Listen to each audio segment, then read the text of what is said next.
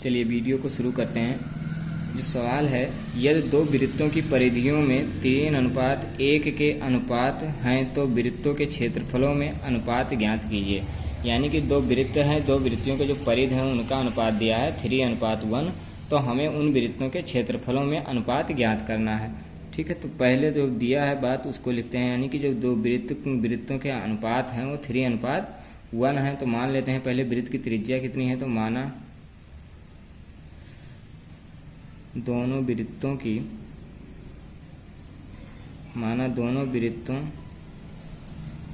की त्रिज्याएं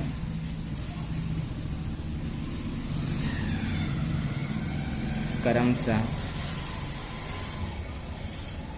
R1 तथा R2 हैं। ठीक है, अब हमने मान लिया है कि दोनों वृत्तों की जो त्रिज्याएं वो R1 तथा R2 हैं। ठीक है, अब जो सवाल में दिया है कि उनकी परिधियों का अनुपात क्या है, तो वृत्त का परिधि जो होता है उसको लिख लेते हैं एक बार।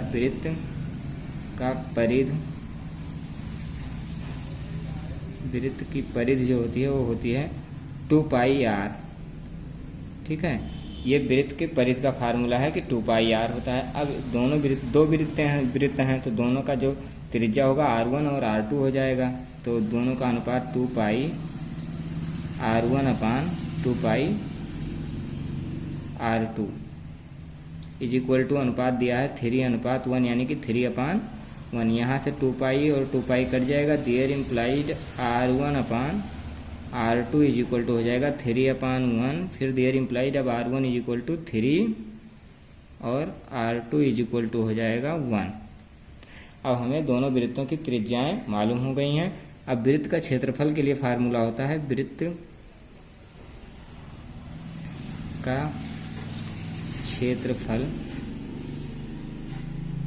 बराबर होता है πr²।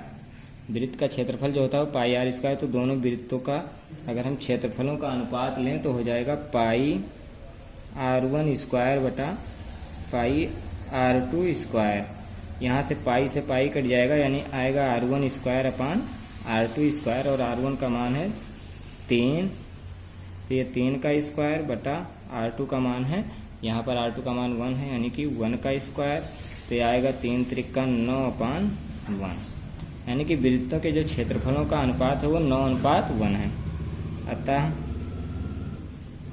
वृत्तों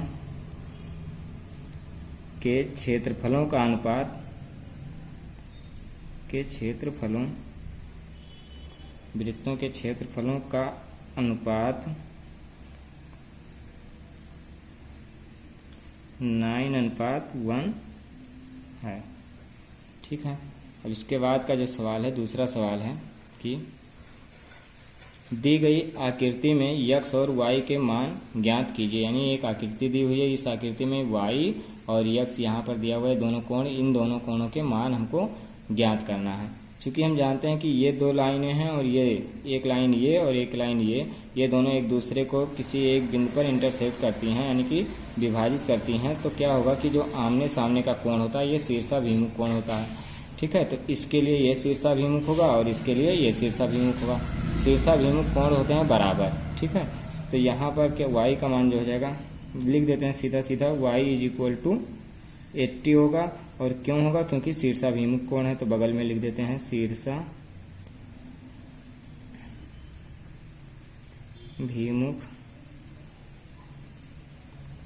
कोण है। ठीक है, अब ये शीर्षाभिमुख कोण हो गया, इसलिए y का मान जो होगा क्या होगा, 80 होगा। अब हमें ज्ञात करना है x का। तो ये यहाँ से एक त्रिभुज है, इसलिए त्रिभुज के तीनों अंतःकोणों का योग हम जानते हैं 180 के बराबर होता है। तो क्या हो जाएगा कि त्रिभुज के तीनों अंतःकोणों का योग, त्रिभुज के तीनों अंतःकोणों का योग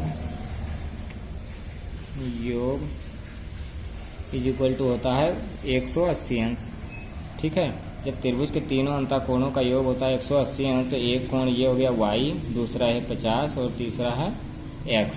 तो ये हो जाएगा 50 + x + y is equal to 180 अंश।